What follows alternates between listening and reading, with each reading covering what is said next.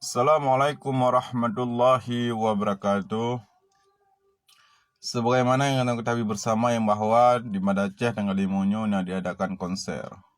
Maka untuk menanggapi halnya, maka di sini kita perlu ketahui bersama yang bahawa di Aceh adalah nanggro syariat Islam, nanggro para ulama dan nanggro tanah-tanah mulia.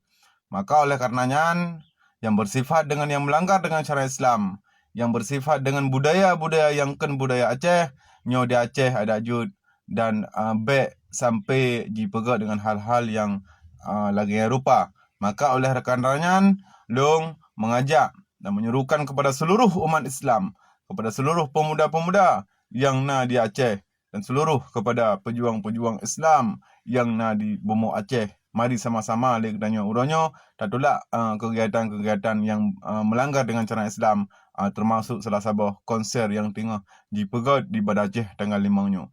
Maka oleh karenanya mari lekdanyo bandum yang merasa dro tanah Aceh, yang merasa dro masyarakat Aceh untuk sama-sama terpekang cara Islam di Aceh secara kafah, baik sampai pihak-pihak lain yang akan jadi perlah Bumuk Aceh dengan kegiatan-kegiatan yang lagi rupa yang dapat merusak budaya, agama dan bangsa bangsa Aceh.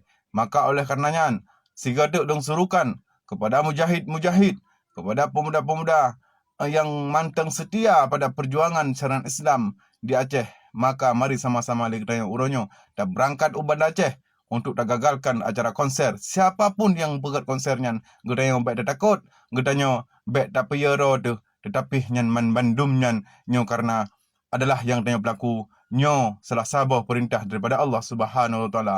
Hudib mulia atau mati syahid gedanyo nyo yang harus tertanam dalam jiwa dada gedanyo bangsa Aceh.